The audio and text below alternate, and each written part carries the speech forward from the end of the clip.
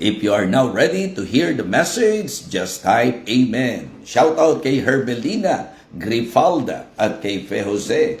Yan, kung excited na po kayo at ready na po kayo, just type Amen at tayo po'y magpapasimula na. Again, ang message ko po this morning ay inspired ng text na ginamit po ng speaker kagabi dito po sa Cebu World Missions Conference. Walang iba kundi si Pastor Ray Sobrabas. Kaya thank you Pastor Ray. Ginamit ng Panginoon ang preaching mo para ako po'y magkaroon ng isi-share ngayong umagang ito. Philippians chapter 2. Ito po ang kanyang ginamit na text. At ang ganda po ng isa sa binigyan niya po ng diin sa kanyang puntos, ang patuloy na dapat na binibigyang pansin ng mga Kristiyano. Ito ay ang halimbawang kababaan ng ating Panginoon. Yung pong Christ example of humility. So this morning, I would like to share the message I entitled, The Mind of the Humble. The Mind of the Humble. Okay? Kung ready na po, Philippians chapter 2 ang ating pong magiging passage ngayon.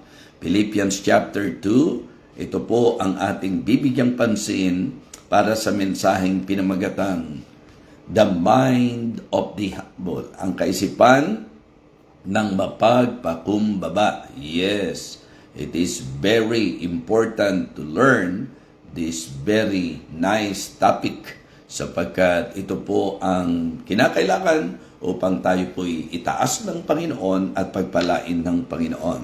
Alright, kung nakita na po, Philippians chapter 2, If there be therefore any consolation in Christ, if any comfort of love, if any fellowship of the Spirit, if any bowels and mercies, fulfill you my joy, that you be like-minded, having the same love, being of one accord and of one mind. Let nothing be done through strife or vainglory, but in lowliness of mind, let it esteem other better than themselves. Look not every man on his own things, but every man also on the things of others. At ito po ang binigyan ng emphasis ng ating pong speaker, verse number 5. Let this mind be in you, which was also in Christ Jesus. So, ang ating pong pag-aaralan, the mind of the humble. Ibig sabihin, the mind of Christ. Because we cannot deny the fact that the best example pagdating sa humility ay ang ating Panginoon. Again, verse number 5. Let this mind be in you, which was also in Christ Jesus, who being in the form of God, thought it not robbery to be equal with God, but made himself of no reputation, and took upon him the form of a servant, and was made in the likeness of men.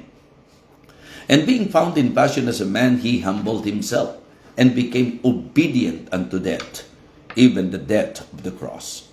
Wherefore God also hath highly exalted him, and given him a name which is above every name, that at the name of Jesus every knee should bow, of things in heaven and things in the earth and things under the earth, and that every tongue should confess that Jesus Christ is Lord, to the glory of God the Father. Let us go to the Lord in prayer. Our gracious, loving Father, Almighty God, thank you for this very beautiful day. Thank you for this wonderful morning. Lord, I pray that you will again bless each and every one of us. May you use your humble servant to reach the heart of your people. May this topic be a great help sa amin pong spiritual life, sa amin pong Christian life. At nawa dakilang Diyos, makita po namin na ito talaga ang susi upang kami po ay iyong pagpalain at upang kami po ay iyong gamitin. Again, guide me Lord and give me wisdom. Bless your people, Heavenly Father. For all of these things I ask and pray in Christ's most precious name. Amen. Amen. Ano po ba ang ating pagkaunawa kapag pinag-uusapan po ang humility? Mga minamahal, it is good to understand this very important topic sa pagpapaliwanag po o pagpapakita po ng salita ng Panginoon. I mean, the best book to consider para po mabigyang pansin po natin ang tamang understanding sa usapan ng humility ay ang salita ng Diyos. Kaya po makinig po tayo at ito po'y magiging sagot sa tanong na bakit ba minsan napakahirap ng pagkakasundo, napakahirap na magkaisa Napakahirap na kung saan magyakapan kahit na nga po sasabihin pa natin na nagkiklaim tayo na Kristiyano tayo. Bakit may mga churches na nagkakagulo? Bakit may mga churches na nagpapaligsahan? Bakit mayroon pong mga magkakapatid sa Panginoon na parang hindi mag-abot at hindi magkaunawaan? Para bang ang hirap na pakitunguhan ng maayos at ng tama ang isa't isa? Yan po ay maliwanag na kapahayagan ng absence ng humility. Okay? That is exactly the background of the passage. The reason why the Apostle Paul shared this message, it is because gusto po niyang maresolba ang ilan sa mga hindi magandang ugnayan at pakitunguhan ng mga kapatid sa kanilang kapwa mananampalataya. We better listen very carefully because I can say that to the many churches, even nowadays, problema po ito. Problema po ito. Lalo na nga kung kayo po ay nasa kalagayan na may posisyon sa church. Kung kayo po ay may mga hawak ng ministry. Sana makita po natin na hindi po magiging blessing at ito po ay magiging kasiraan kapag hindi po natin maiayos ang relasyon po natin sa isa't isa. Mga kapatid, mga minamahal, nagsisilbing pagsasayang ng effort, ng panahon, ang ating pong service, ang paglilingkod po natin sa Panginoon kung tayo po ay mayroong hindi magandang kaugnayan sa bawat isa. So, ang sagot po dito, humility. So, dito po sa ganitong kalagayan, si Apostol Pablo po ay nagpasya na bigyan po sila ng mensahe patungkol sa pinakadakilang halimbawa ng tinatawag nating humility. At yun po yung pinaka-key. Sabi ko nga, when Pastor Ray Sobrabas used this text, as I listened to the message, binigyan na po ako ng Diyos ng magandang magiging teksto para sa mensahe po na isi-share ko po sa inyo. Again, our topic this morning, the mind of the humble. The mind of the humble. Gusto ko lang pong i-consider muna natin uli yung pinaka-background. Sabi po ni Apostol Pablo sa verse number 1, if there be therefore any consolation in Christ, if any comfort of love, if any fellowship of the Spirit, if any bowels and mercies, fulfill you my joy that you be like-minded, having the same love, being of one accord, of one mind. Pag ating pong ipupundasyon ang isinulat na ito ni Apostol Pablo, parang ang idea po, kung talagang ligtas tayo, kung talagang Kristiyano tayo, kung nasa atin ang Espiritu ng Diyos, kung tayo po ay tunay na mananampalataya. Hindi po ma-expect sa isang hindi mananampalataya na taglayin ang Espiritu ng kababaan. Pero isang nakalulungkot na katotohanan na ang nagsasabing siya ay Kristiyano at may Espiritu ng Diyos ay hindi naman kakitaan ng kababaan. So, ito po ay kalungkutan sa bahagi ni Apostol Pablo kapag po ang mga kapatiran, ang mga mananampalataya ay hindi nagkakaisa. Higit lalo ang ating pong Panginoon, He is not happy to see that ang magkakapatid sa Panginoon ay hindi po in harmony sa kanila pong relasyon. Kaya sabi niya, fulfill you my joy that you be like-minded, having the same love, being of one accord, of one mind. At ito po yung sinasabi po niya. Pakinggan niyo po, baka sakaling sa atin po, sa church na kinabibilangan natin, may mga ganito tayong eksena. Sabi po, let nothing be done through strife or vainglory.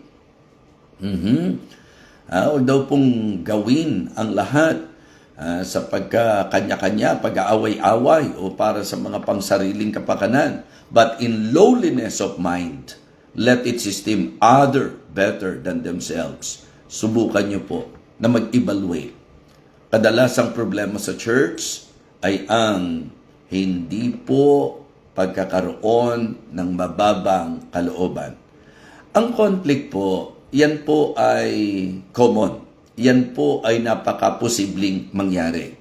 Yung magkaroon po ng conflict, misunderstanding, mga kapatid, hindi po nakapagtataka yan. Pero ang nakapagtataka ay yung pong pagkakaroon ng masasabi nating siraan, pagtataniman, kawalan ng puso ng pagpapatawad. So mga Kristiyano, paalala po ito, kung meron po tayong Espiritu ng Panginoon, magandang siya po ang sundan natin bilang isang magandang halimbawa. It is hard to believe that you experience the forgiveness of God kung ikaw ay hindi marunong magpatawad.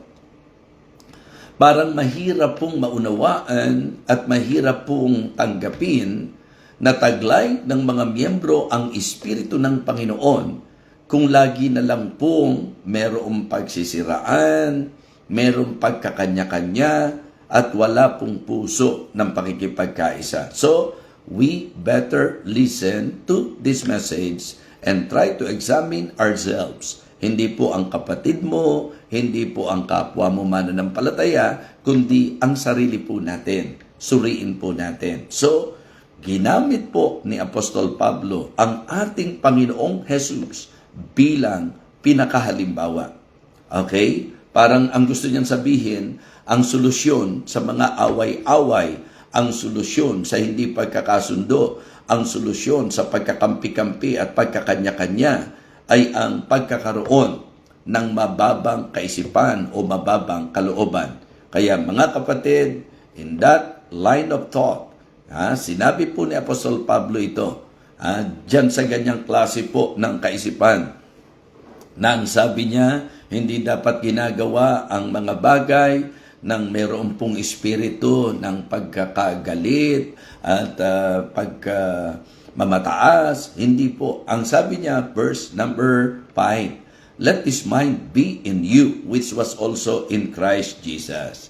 Yun po ang solusyon. Yun po ang susi. To have the mind of Christ.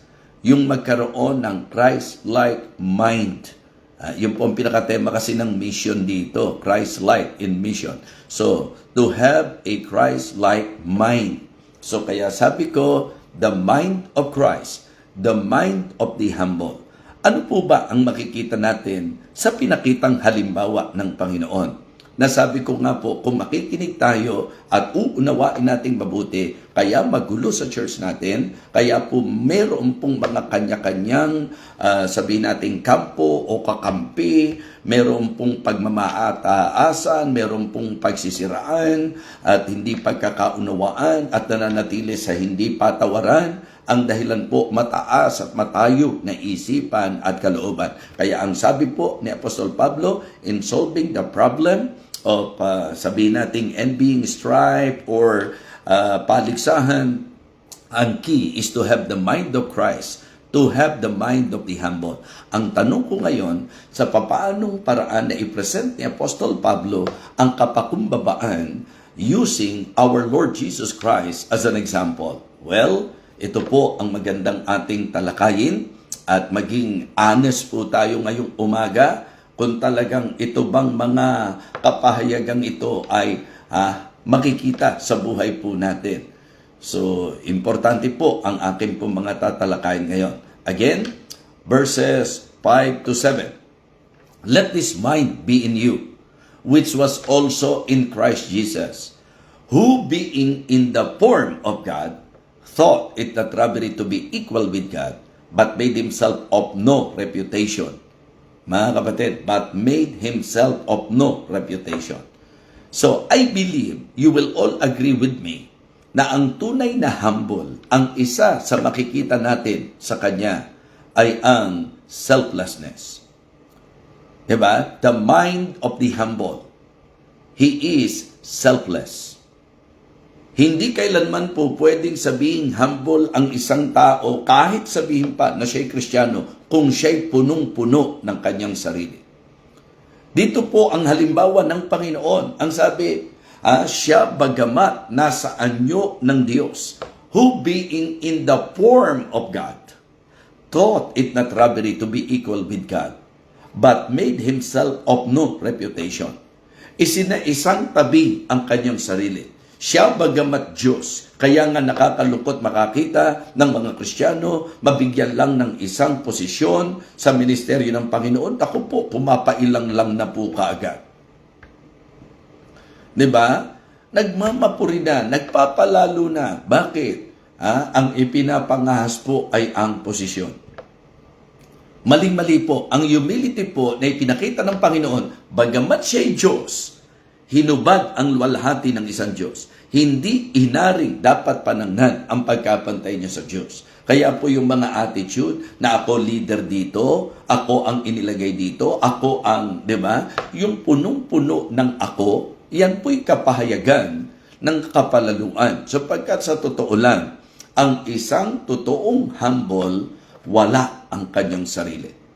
So, he is selfless. Yan po ang eksaktong halimbawa ng Panginoon. Diba? Though, ang sabi maliwanag, who being in the form of God, thought it not robbery to be equal with God, but made himself of no reputation. Kadalasan po, ang problema natin, sarili. Ang sentro ng buhay natin, sa sarili. Ang kapurihan, gusto sa sarili. Ang magaling, sarili. Kaya nga sabi ni Apostol Pablo, mali yung ang kaisipan mo, magaling ka kaysa sa iba. At mali rin po yung klase ng puso na ang gusto mo, ikaw ang sentro ng atensyon. Ang isang taong humble, selfless. Sabi niya, ang linaw-linaw po sa verse number 7, but made himself of no reputation, and took upon him the form of a servant, and was made in the likeness of men. Minsan po, ang isinesentro natin lagi kung ano po ang ating kalagayan.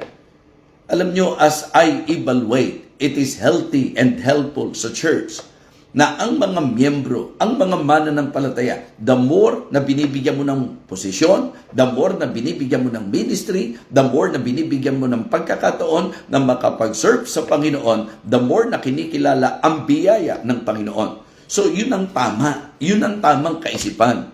Yun ang mind ng humble, na kapag ka po binibigyan ng posisyon, hindi po siya nagpapalalo. Ang nakikita niya lalo, yung biyaya ng Panginoon, hindi sarili. Ang kapakanan ng iba, ang kapakanan ng ministeryo, yun ang iniisip, hindi sarili. Kung tayo po'y magpapakatotoo ngayong umagang ito, kadalasan ang hadlang sa buhay, paglilingkod natin, sarili. Kadalasan ang dahilan kung bakit hindi tayo maayos sa relasyon natin sa iba, sarili. Nasaktan tayo, nalagpasan tayo, nasaling ang pride natin. Mga kapatid, ang isang taong totoong mababa ang kalooban, hindi po ang sarili niya ang kanyang binibigyan ng sentro.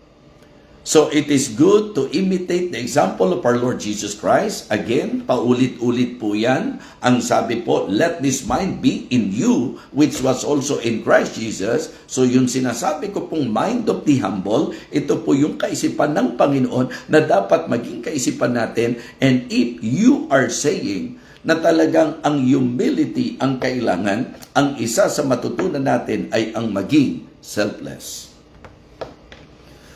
Huwag palakpakan ang gusto mo. Huwag kapurihan ng tao ang gusto mo.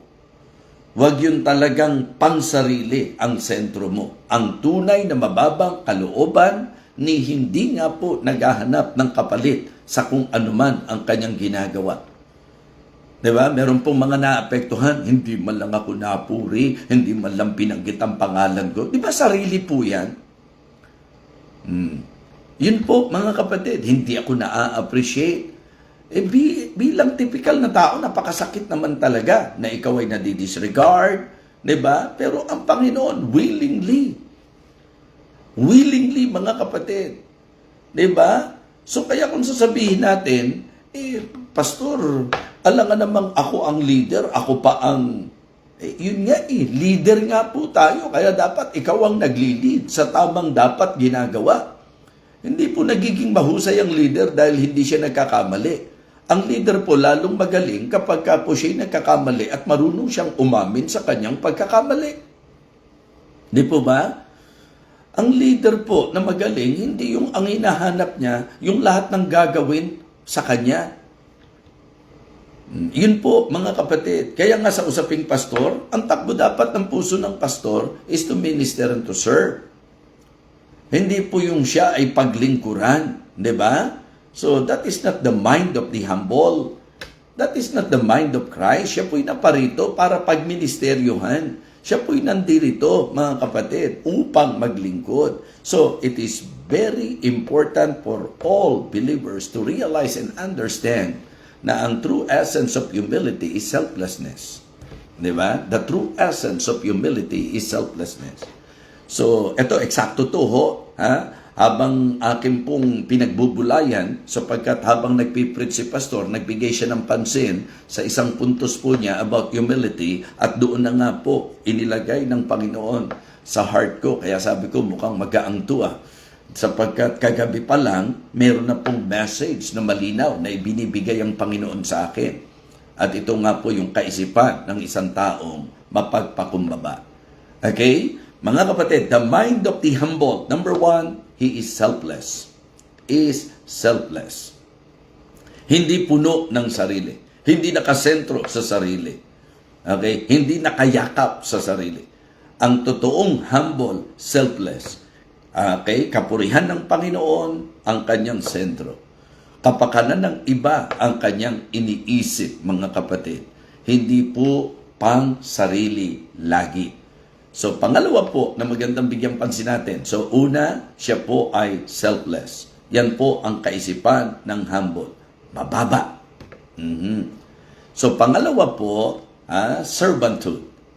Una, selflessness. Second, servanthood or servant attitude.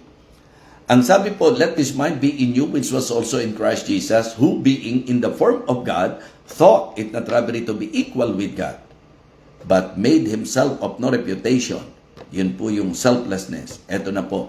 And took upon him the form of a servant and was made in the likeness of men. Ang Panginoong Hesukristo sa kanyang example, hindi lang po siya nagkatawang tao. Ang sabi po, nag-anyong alipin. Nakipantay sa mga tao. Just try to imagine. Hari ng mga hari, Panginoon ng mga Panginoon. Diba? So, sinasambang Diyos sa langit, hinubad ang kalwalhatian. O, kaya po ba natin yon? Minsan po pagka nabigyan na tayo ng posisyon, ang hirap-hirap na nating bumaba. Lagi na tayo nakasentro doon sa posisyon. So, ang Panginoon, hindi. Hindi niya inaring dapat panangnan yung pagkapantay niya sa Diyos. At ang matindi po dito, mga kapatid, hindi lang po ipinakita yung selflessness, ipinakita pa yung servanthood, yung servant attitude. Yung willing mag-serve. Naalala ko nga po, nung nagkaroon ng pagkakataon sa men's fellowship, medyo na-bless lang po ako sa wife ko. Dahil yung wife ko po, simple lang po yan, mga kapatid. Si Ma'am Maris ninyo, ang tahimik na asawa ng pastor, kung di mo kausapin, kung di po lalapitan, hindi naman po siya basta lalagay ng kanyang sarili. Pero I really appreciate Living Water Baptist Church, the way na itinatrato nyo po si Ma'am Maris. But this is the thing that I would like to share. Nung nagkaroon po ng fellowship, men's fellowship po yun. Ito po yung men's fellowship na maraming ladies. Naalala nyo na po yun. Right after my preaching kila Pastor Kenneth, at nagpapasalamat ako, naintindihan po nila ako, pinagsunod na po nila yung aking pong preaching slots, yung schedule, and then para makaabot po ako sa men's fellowship po natin. Alam nyo po, yung wife ko, yan po, bago isipin ang sarili, lalo na po kapag kami gawain po tayo, laging ang takbo ng isip niyan, asikasuhin muna yung iba. Kaya, syempre, medyo sa akin po, sa part ko, blessing, na yun po ang makikita sa asawa ko bilang asawa ng pastor. Diba? So, hindi po natin para i-judge ang marami, pero hindi po kasi maganda na attitude na minsan ang nagiging problema yung pong asawa na helpmate ng pastor, minsan lumalagpas sa kanyang kalagayan. Kaya nga ang biro ko, pag kami mga fellowship ng mga pastors and pastors' wife, ang isa sa mahirap sa ministeryo, kapag yung pastor, yung wife niya, assistant pastor, o kaya ang mas malala pa kung yung wife niya, senior pastor. So that is actually one of the advantages that I have in my life in the ministry. That the Lord blessed me, not just a very beautiful wife, but a very supportive wife na simpleng-simple po, mga kapatid. Nandun lang po siya. Sasabihin mo lang kung ano po ang kanyang gagawin. But the good thing about my wife, as I observe, kapag ka po may mga gawain, activity, hindi po niya para ilagay ang sarili niya na dapat ako, dapat ako. At ang kabaliktaran pa nito, ang iniisip niya lagi, sila muna, ayusin natin sila. So ito ikukwento ko lang, ano po. So doon sa fellowship, ang saya, may tent May mga tent po kaming dala. So ngayon, meron po ako nakitang isang cute na tent. Yung ating pong kapatid, sila Brother Jerome. Ayan. So, yung tent nila, yung talagang tama lang. Yung maliit na tent na ginagamit po kasi sila lang naman po talaga. Ako po, yung tent na ginagamit ko po, kasi may kwarto po kami. Pero syempre, yun nga, tamang ugali po, magandang ugali ng mga Pilipino. Lalo na kung Kristiyano pa, inuuna natin ang iba. And that is the example na maganda makita natin sa Panginoon. Sila isang tabi niya yung kanyang sarili. Alam niyo po, bukod sa pag-aasikaso, kasi alam naman natin, ang mga members ng Living Water, kami gustong unang asikasuhin, bilang pastor, alagang-alaga kami. Pero pag in-observe niyo po, yung wife ko, hindi po yan basta kakain kaagad. Talagang tapos hindi ngayon siya ang asawa ko, kailangan paglilingkuran siya. Makikita niyo po mga kapatid, na napaka-aktibong gumagalaw na minsan ako pa, bigyan mo na sila ng opportunity na yung ginagawa nila. Pero ang gusto niya, kasama pa rin po siya. At ito po yung pinaka punto doon. Kasi mahihiya sila Brother Jerome na gamitin po yung aming tent. Pero dahil ako lang naman po yun, sabi ko, yung tent nila ang gagamitin namin. Alam mo, yun siguro ang isa sa pinaka-sweet na tulog naming mag-asawa. Bakit? Dahil doon sa tent na yon, kaya nga ang biruan namin nila si Sir Gigay, style nyo lang yata yun pastor style nyo lang po yun para makatabi nyo talaga si Ma'am Baris. Well, kidding aside, nakaka-bless sa akin na makita ko na yung wife ko pwedeng nasa magandang lugar siya, nasa maayos at komportabling lugar siya, doon kami sa tent. Masaya po kapag naiisip mo yung welfare ng iba. Masaya po yung kapag nagagamit ka na makapag-serve sa iba. Kaya nga sabi ko, isang napakahalagang bagay na natutunan po namin kahit nung unbeliever pa kami, na yung mga magulang namin, sinanay po kami na nahandoon ka sa ang iniintindi mo kapakanan ng kapwa. 'Di ba? Iwasan mo yung pang-iisa. Iwasan mo yung panglalamang. Yan po ang dahilan kung bakit ang tatay ko, ang tawag po nila Kapitang Isko. Hindi naman po kahit kailan tumakbo sa politika ang tatay ko. Pero bakit Kapitang Isko? Bakit? Sapagkat ang puso, laan na mag-serve. Ganun po mga kapatid. Kaya ewan ko sa mga taga-Living Water kung na-observe nyo yun at na-observe nyo yun, na ang wife ko po, hindi po yung asawa ng pastor na kailangan siya lagi ang aasikasuhin mo, kailangan apaka-special ng treatment mo sa kanya. Mapapansin nyo po sa kanya, mga kapatid, pagka may mga handaan tayo, kapag kami mga pag-aasikaso, isa po siya sa talagang laging nag-aasikaso. Ganyan po yan, mga kapatid. Kaya nga, nagpapasalamat ako. Hindi po sasabihin ng wife ko na ganyan siya. Ako na po ang nagsasabi kasi humble po yan. Hindi po niya sasabihin yan. Well, kidding aside, ang mind of the humble, number 1 is selfless. Number 2 is servanthood. Diba? Serving po ang tunay na humble. Okay? Pangatlo po, hindi lang po ang makikita natin selflessness, servanthood, but also submission. Submission. Ayan. Siguro, isa rin po yan sa advantage ng aking pagpapastor. Meron po akong wife na submissive at supportive lang. Nakaalalay lang po kung saan siya po pwedeng magamit, kung anong maitutulong niya. At hindi ako basta pinangungunahan. Mahirap po kasi kapag ikaw ay pastor, tapos halos walang ginawa ang asawa mo, kundi diktahan ka, ganito gawin mo, ganito gawin mo, ganito dapat ang... So, yun po ang isa sa malaking advantage ng buhay pagpapastor ko po. Ng asawa ko, na handyan lang po para umagapay, sumuporta sa akin, at napakalaking tulong po nun. Ang sabi po, again, ng verse number 7 at verse number 8. But made himself of no reputation and took upon him the form of a servant and was made in the likeness of men. Ito na po, verse number 8. And being found in passion as a man, he humbled himself and became obedient unto death, even the death of the cross. Diba? Minsan, kaya parang mahirap sa atin na magpasakop kasi nga po, wala yung humility Pero sa isang meron pong mababang kalooban, willingly, ilalagay niya ang sarili niya sa pagpapasakop. So, ang sabi po, and being found in passion as a man, he humbled himself and became obedient unto death. Kaya mahirap po na atin pong iniisip na humble tayo, pero entitled tayo lagi. Diba? Dapat, pagka-humble, selfless. Dapat, pag-humble, servant. May servant attitude. Dapat, kapag ka-humble, submissive. Marunong magpasako. So mga kapatid, yan po ang halimbawang ipinakita ng Panginoon sa atin. Selflessness, servanthood, and submission. Imagine po, and became obedient unto death, even the death of the cross.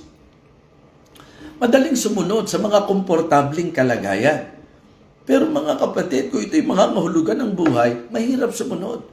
Kung ikaw ay medyo masasaktan, mahirap sumunod. Kung ikaw ay mapapagod, mahirap sumunod. Kapag ka po merong matitinding challenges, mahirap sumunod. Pero ang isang humble, submissive, at ang submission, nakikita sa kanyang pagsunod. Pagpapasakop, mga kapatid. Kaya nga sa church, ang malaking blessing, hindi po yung mga miyembrong marunong pa sa pastor. Hindi yung mga miyembrong nangunguna sa pastor. Ang malaking blessing sa church ay ang mga miyembro na mapagpasakop sa God-given authority. Amen? Yes. Yung mga submissive member, sabi ko nga, doon ko tinitingnan na napakalaking blessing talaga kasi ang mga members ng church hindi naman nagpapasakop dahil wala silang sinabi. Kung tutuusin, napakalaking blessing na makakita. Ayan. Ito po ang isang napansin ko kay Ate Maan noon. Hindi nyo po mararamdaman sa kanya pag nasa church na siya ay nasa magandang posisyon sa kanyang secular job. Napaka-low profile po, napaka-humble ng spirit. Nandun yung willingness to serve. Si Mami Maan po, yan ang mapapansin nyo sa kanya nagulat nga po ako nung maalaman ko na talagang, kumbaga, siya po ay nasa isang masasabi nating maayos na profession. Pero pagdating sa church, talagang servant lang, mga kapatid. Mahirap po kasi sa church na sasabihin mo, sa usapang gawain ng Panginoon, ako ang boss sa company namin, ako ang manager, ako ang, mga kapatid, not to mention her position, she is actually in good position sa kanilang office, sa kanilang work, but never na mapipil nyo po yan because her heart is to serve. At alam nyo, nakakatuwang isipin na yung katulad niya handang magpasakop sa isang leader na kung tutuusin, hindi naman matalino, hindi naman magaling, hindi naman po talaga mataas ang pinag-aralan. Pero mga kapatid, dahil alam niya, tinawag ng Panginoon, itinalaga bilang leader, nagiging blessing sa akin na yung kagaya po niya ay marunong magpasakop. Hindi ba? Minsan po, iyon ang problema. Kaya pag ugnay-ugnayin niyo po, pagka hindi kinalimutan ng tao ang kanyang sarili, may hirapan po na magpasakop. Kapag ka ang isang Kristiyano hindi willing mag-serve, mga kapatid, nagpapakita na puno ng sarili. So selflessness, servanthood, and also submission. Kumbaga, nagiging madali para sa leader kapag ka ang mga members handang magpasakop, handang kumilala sa leadership ng pastor na inilagay ng Panginoon sa kanila. Kaya nga sa Biblia may malinaw na pagtuturo tungkol sa mga bagay na yan. Pero ayoko pong umalis sa passage natin sapagkat dito pa lang po, mga kapatid, ang tibay-tibay na. The mind of the humble is selfless. Diba? Yun po ang mind ng humble. Siya po ay selfless, siya po ay servant, siya po ay submissive, mga kapatid. So, kaya kapag ka po pinag-usapan natin ang humility, tapos heto ka, wala ka nang ginawa, kundi makipagmagalingan, makipagpaligsahan, mahirap sabihin po yan. Tapos yung hindi ka marunong magpasakop sa otoridad na inilagay sa iyo, mahirap po yan, mga kapatid. Kaya nga dapat makita nyo po na sa kasimplihan ng mensahe ko ngayon, ito po ang nagiging kakulangan ng maraming mga mananampalataya. Ang ganda po mula po doon sa paglalahad ni Apostol Pablo, sabi niya, kung Kristiyano tayo, yun lang ang ibig niyang sabihin. Kung may Espiritu tayo ng Diyos. Yan ang sabi ng verse number 1. If there be therefore any consolation in Christ, if any comfort of love, if any fellowship of the Spirit, if any bowels and mercies. So, ito po, mga kapatid. Ang sabi niya, fulfill my joy that ye be like-minded, having the same love, being of one accord and of one mind. Kaya kapag sa church walang unity, may problema sa humility. Yes. Sapagkat ang mga mananampalataya na may kapakumbabaan, hindi po mahirap pakisamahan yan. So kaya for me, I can say that the reason why to the many churches nowadays, ang conflict po masyadong namamagnify, payabangan po yan. Pataasan po yan. Walang willing mag-bend, mga kapatid. At para sa akin, perwisyo sa gawain ng Diyos, ang mga mananampalataya na hindi kayang mag-bend sa kapakanan ng ministeryo. Yung bang maipilit ang kanilang sariling kagustuhan. Yung pang ipaglalaban na sila ang nasa posisyon. Mga kapatid, mga minamahal, hindi iyan ang example ng ating Panginoon. The example of our Lord Jesus Christ, siya nga po, Diyos siya. Hindi niya inari na dapat panangnan ang pagkapantay niya sa Diyos. Ang sabi po, but made himself of no reputation, selflessness. Kinalimutan ang sarili. Kaya mga kapatid, hanggat puno ka ng sarili mo, mahirap kang makasundo ng kapwa mo mananampalataya. Hanggat napakalaki ng tingin mo sa sarili mo, hindi ka makakasundo at hindi ka makatutulong sa ikatatakbong mainam ng gawain ng Panginoon. Humility is the key. Humility is the answer to solve many problems in the church. To solve many conflicts in the church. Humility is the key. Yan po ang solusyon. Hindi po nakatutulong ang pataasan. Hindi po nakatutulong ang laging pagsentro sa kung ano po ang ating posisyon. If we really want to be a blessing in the ministry and if you want our ministry to be blessed by God, let us practice humility. Have the mind of Christ. The mind of the humble is very good to apply. Ako po, kahit pastor ako, pag nagkamali po ako at nasabi niyo po sa akin ang pagkakamali ko, hindi po ako magdadalawang isip. Bakit kailangan ipagtanggol ang sarili mo sa isang tao na ang concern lang naman mapaayos ka? Bakit kailangan makipaglaban at makipagpaligsahan ka at maghanap ka rin ng butas ng iba? Yan po ang kadalasan. Bakit mahirap iayos ang mga problema sa church? Tandaan niyo po, ang lagi pong itinuturo ng iba, ang problema nasa iba. Yung sarili po, hindi po pwedeng ako kasi matayog ang tingin sa sarili. So, 3 bagay po ang natutunan natin. Di ba? Ang ating pinaksa, ang ating topic, mind of the humble. At diretsahan na po, mind of Christ po yan. And then, kung nakinig ka at nag-evaluate ka, makatulong nawa ito sa mga ikagaganda ng gawain po, mga kapatid, at ikaayos ng pakikitungo natin sa isa't isa. Mga kapatid, ang tunay na humble, selfless. Ang tunay na humble, servant. Ang tunay na humble, submissive. In the example of our Lord Jesus Christ, selfless. Bakit? Okay? Ang sabi po, who being in the form of God, thought it not robbery to be equal with God, but made himself of no reputation.